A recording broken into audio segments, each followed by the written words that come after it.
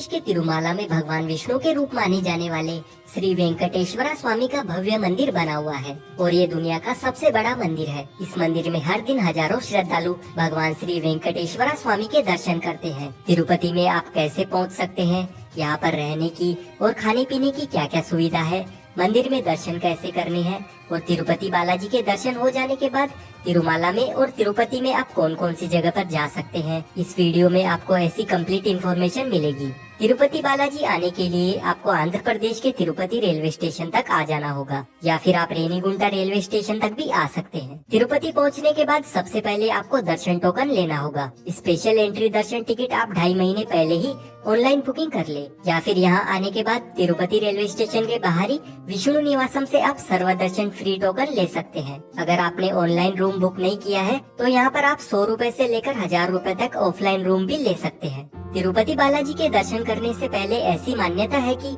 पहले आपको पद्मावती देवी के दर्शन करने होते हैं, इसीलिए सबसे पहले हम आ चुके हैं पद्मावती अम्मावारी टेम्पल में। तिरुपति बालाजी की 2 पत्नियां थी, उन्हीं में से एक पद्मावती देवी है जो तिरुपति बालाजी से नाराज होकर वैकुंठ धाम से उतरकर धरती पर मनुष्य रूप लेकर आ गई थी। फिर तिरुपति बालाजी भी उन्हें मनाने के लिए धरती पर मनुष्य रूप लेकर आए थे और उन्होंने पद्मावती देवी के साथ फिर से विवाह किया था। तिरुपति सिटी से तिरुपति बालाजी का मंदिर 22 किलोमीटर की दूरी पर तिरुमाला के पहाड़ों पर बना हुआ है। तिरुमाला जाने के लिए तिरुपति रेलवे स्टेशन के बाहरी एपीएसआरटीसी की एसी और नॉन एसी बसेस हर 10 मिनट में मिल जाती है। नॉन एसी बस का 90 रुपए और एसी बस का 110 रुपए का टिकट होता है। तिरुमाला जाने से पहले बस आपको इस वाले सप्तगिरी चेक पॉइंट पर ले आएगी।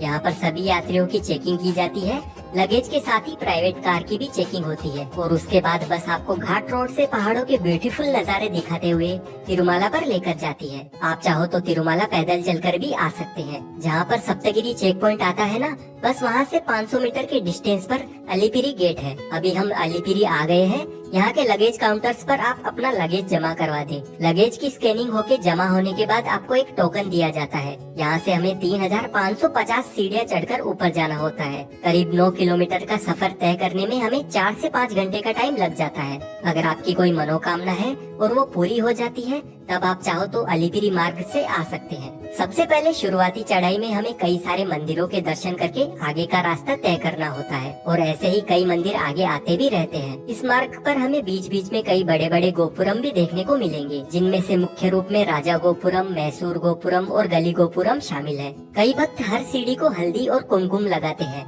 या फिर कपूर जलाकर आगे बढ़ते हैं और ये भगवान श्री वारी के प्रति उनका प्यार दर्शाता है। पूरा तिरुपति शेषाचलम के जंगलों से घिरा होने के कारण रास्ते में आपको कई जंगली जानवर भी देखने को मिलेंगे। सीढ़ियों से बिछड़कर 1-1.5 किलोमीटर तक हमें घाट रोड भी चलना होता है। इस रास्ते में आपको तिरुपति से तिरुमाला जाने वाली काफी सारी बसेस नजर आएगी। कुछ देर चलने के बाद हम पहुंच गए मोकालामित्तू गली गोपुरम तक। ये यहाँ का लास्ट गोपुरम है। अभी हमें 3 किलोमीटर और चलना है और यहाँ से इन 700 दिव्य सीढ़ियों को पार करना होगा, तब जाकर हम तिरुमाला पहुँच पाएंगे। इन दिव्य सीढ़ियों पर कई भक्त घुटनों के बल चढ़ाई करते हैं। इससे आप अंदाजा लगा सकते हैं कि तिरुपति बालाजी के प्रति लोगों की कितनी आस्था जुड़ी हुई है और होनी भी चाहिए।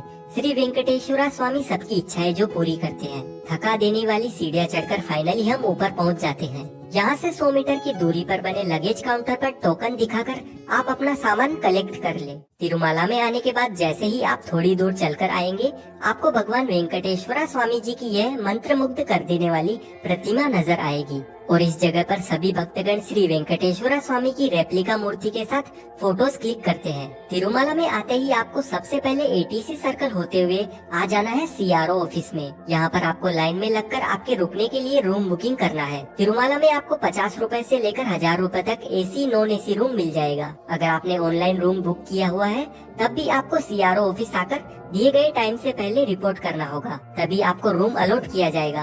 अगर आप 1 मिनट भी लेट हो जाते हो तो ऑटोमेटिकली आपकी बुकिंग कैंसिल हो जाएगी। तिरुपति बालाजी के दर्शन करने से पहले मंदिर के पास में बने हुए इस स्वामी पुष्करणी में सभी भक्तगण स्नान करते हैं।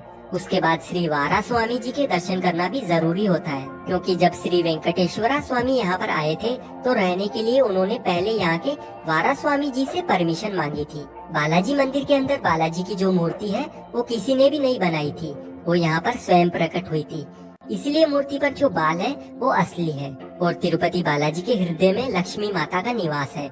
इसी कारण बालाजी को नारी और पुरुष के रूप में पूजा जाता है और उन्हें वेंकटेश्वरा स्वामी के नाम से जाना जाता है। अगर आप तिरुपति बालाजी के पास में खड़े होकर ध्यान से सुने तो आपको समुद्र की लहरों की आवाज सुनाई देती है। त्योहार या छुट्टियों के समय जब आप दर्शन करने जाते हो तो यहाँ पर आपको दर्शन करने में करीब 10 से 12 घंटे का टाइम लग जाता है और अगर आपके पास में स्पेशल एंट्री दर्शन टिकट है तो सिर्फ 3 से 4 घंटे में दर्शन हो जाते हैं। भक्तों को दर्शन मिलने के बाद प्रसाद के रूप में स्वादिष्ट लड्डू दिया जाता है। साथ ही मंदिर परिसर में आने वाले सभी भक्तों के लिए ट्रस्ट की ओर से निशुल्क भोजनालय बनाया गया है। यहाँ पर आपको केले के पत्तों पर भोजन परोसा जाता है और ये खाना बहुत ही ज्यादा स्वादिष्ट होता है। अगर आप तिरुपति बालाजी आते हो यहाँ का भोजन जरूर ग्रहण करना, बिल्कुल भी मिस मत करना।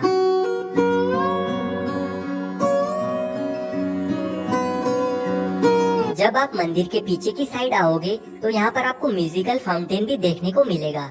वहीं तिरुमाला की अन्य जगहों पर दर्शन करने के लिए आपको अन्न प्रसादम सेंटर के बाहर ही टैक्सी मिल जाएगी। इन टैक्सी के चार्जेस 200 रुपए पर पर्सन है।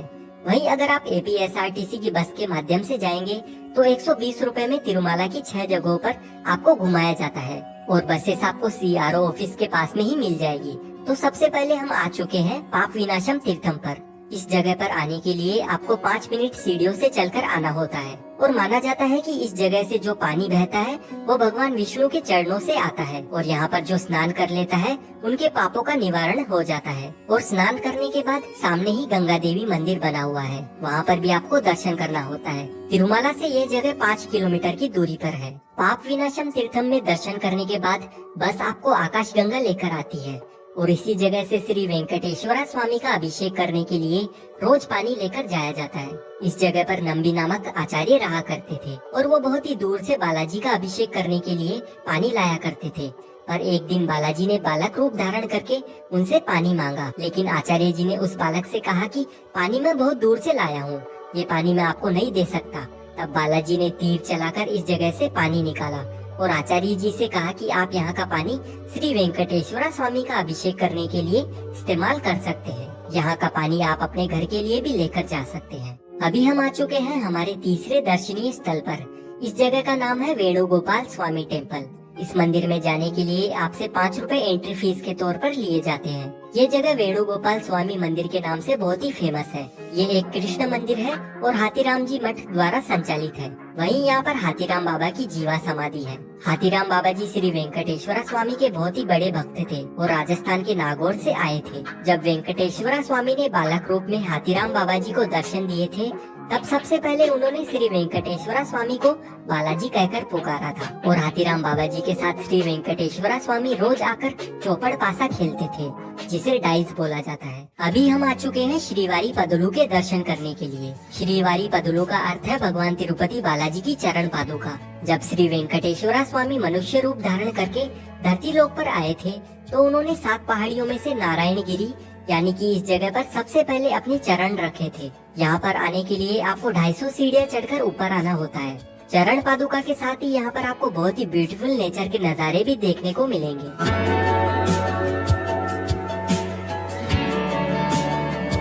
चरण पादुका के दर्शन हो जाने के बाद हम आ जाते हैं शिलातोरणम गार्डन में। यह एक बहुत ही ब्यूटीफुल गार्डन है और यहाँ पर आपको नेचुरल पत्थरों से जुड़ा हुआ आर्च भी देखने को मिलता है, जो कि बहुत ही अद्भुत और मिस्टीरियस है। इस गार्डन में आपको पीकॉक, हंस और कई तरह के फ्रूट्स भी दिखाई देंगे। शिलातोरणम गार्डन घूमने के बाद थोड़ा सा आगे बढ़ते ही सीढ़ियों से होकर 2 मिनट चलने के बाद आपको ये वाला तीर्थ नजर आएगा। इसी जगह पर भगवान विष्णु का सुदर्शन चक्र गिरा था और उस कारण से यहाँ पर तीर्थ उत्पन्न हुआ था और इसीलिए इस जगह को चक्र तीर्थम कहा जाता है। और इसी जगह से 2 मिनट की दूरी पर एक और प्राचीन मंदिर बना हुआ है और साथ ही यहाँ पर एक छोटा सा वाटरफॉल भी है। अभी हम जा रहे हैं जापाली हनुमान टेम्पल में। जब आप टैक्सी के माध्यम से तिरुमाला घूमने का पैकेज लेंगे तो उसमें सिर्फ 6 प्लेसेस ही आपको विजिट करवाई जाएगी। इसीलिए जापाली हनुमान टेम्पल में आने के लिए आपको अलग से आना पड़ेगा, लेकिन आप बस के थ्रू आते हैं तो जापाली हनुमान टेम्पल इंक्लूड होता है। तिरुमाला से यह जगह 7 किलोमीटर दूर है और आधे घंटे की सीढ़ियाँ चढ़कर आपको जाना होता है। कहते हैं कि इस मंदिर में हनुमान जी की स्वयंभू मूर्ति है, जो धरती से प्रकट हुई थी। मंदिर के सामने एक कुंड बना हुआ है, इसे राम कुंड कहा जाता है। और नीम के पेड़ के नीचे एक और हनुमान जी की मूर्ति के दर्शन होते हैं। इस मूर्ति पर लोग सिक्के चिपका कर जाते हैं। तिरुमाला में दर्शन हो जाने के बाद अब बारी है तिरुपति में घूमने की। सबसे पहले हम आ जाएंगे कपिला तीर्थम में दर्शन करने के लिए। ये कपिला तीर्थम तिरुपति रेलवे स्टेशन से 4 किलोमीटर की दूरी पर लोकेटेड है। कपिला तीर्थम भगवान शिव जी को समर्पित है और इस जगह पर ऋषि कपिल मुनि ने शिवलिंग की स्थापना की थी। और यहाँ पर शेषाचलम की पहाड़ियों से बहते हुए झरना बहता है और मंदिर के तालाब में आकर तीर्थम बन जाता है, इसीलिए इस जगह को कपिला तीर्थम कहते हैं। मंदिर में आपको शिव जी और कपिला ऋषि के साथ साथ कई अन्य देवी देवताओं के भी दर्शन होते हैं। और मंदिर के साथ ही मंदिर परिसर का वातावरण भी काफी सुहावना है। यहाँ पर आने के बाद आपको काफी अच्छा फील होगा। कपिला तीर्थम में दर्शन करने के बाद अभी हम आ चुके हैं श्री गोविंद राजा स्वामी वारी टेम्पल में। यह मंदिर तिरुपति रेलवे स्टेशन से मात्र 3 मिनट के वॉकिंग डिस्टेंस पर है और ये मंदिर तिरुपति का सबसे पुराना और सबसे पहला बना हुआ मंदिर है। इस मंदिर को बनने के बाद ही तिरुपति शहर को बसाया गया था। शाम के समय मंदिर परिसर में आपको यहाँ के सांस्कृतिक कार्यक्रम भी देखने को मिलेंगे।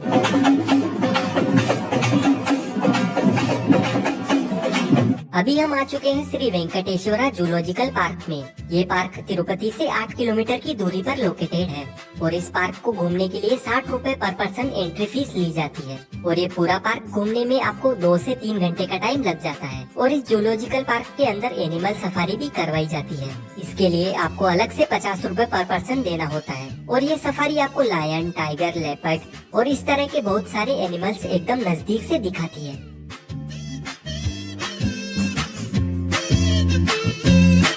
Shri Venkateswara zoological park visit करने के बाद अभी हम आ गए हैं श्री कालहस्ती मंदिर में। दुनिया का ये एकमात्र मंदिर है जो ग्रहण के समय में भी बंद नहीं होता है। सबसे रहस्यमय और शक्तिशाली मंदिर में भगवान शिव जी का शिवलिंग चौकोर आकार में है और शिवलिंग को पुजारी भी छू नहीं सकते हैं, क्योंकि श्री कालहस्ती शिवलिंग वायु तत्व के रूप में स्थापित है।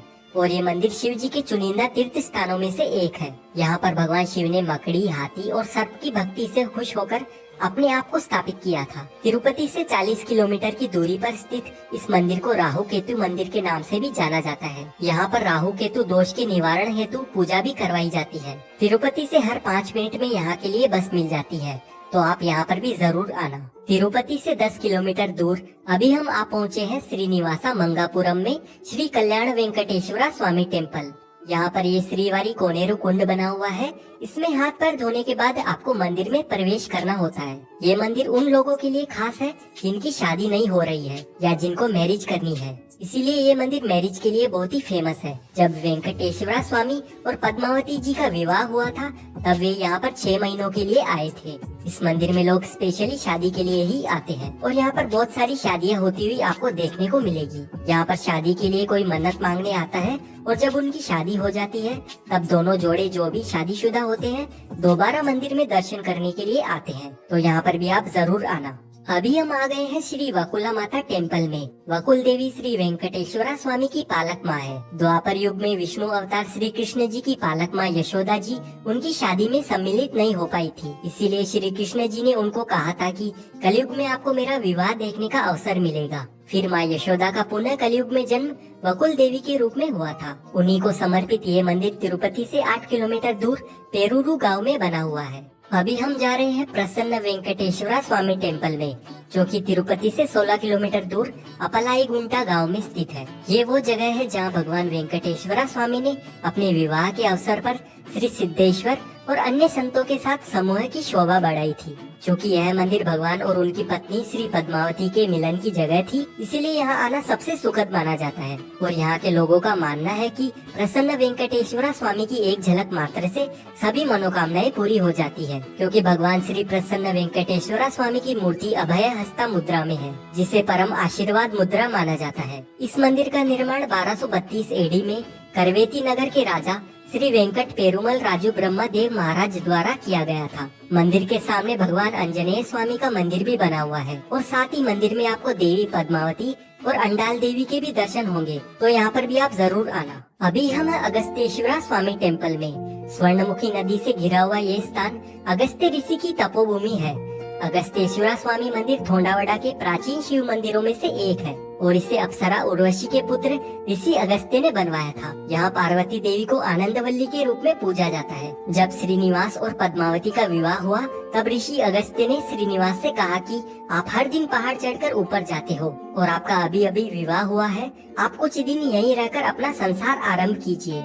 तब अगस्त्य ऋषि के कहने पर देवी पद्मावती के साथ भगवान श्रीनिवास कुछ महीनों तक इस जगह पर आकर हर दिन भगवान शिव की नित्य पूजा किया करते थे और शाम होते ही श्रीनिवासा मंगापुरम चले आते थे। भले ही हरिहरा के बहुत सारे मंदिर बने हुए हैं, पर ये एकमात्र ऐसा मंदिर है जहाँ एक ही मूर्ति में शिव और विष्णु बने हुए हैं और ये हमें और कहीं देखने को नहीं मिलेगा। हरिहरा के मिलन से अयप्पा का जन्म हुआ था, इसीलिए यहाँ पर अयप्पा की मूर्ति भी स्थापित की गई है। यहाँ रहने के बाद श्री वेंकटेश्वरा स्वामी ने 6 महीनों के बाद पहाड़ चढ़ा, जिसके कारण पूरा तिरुमाला पहाड़ी देवस्थानम बन गया।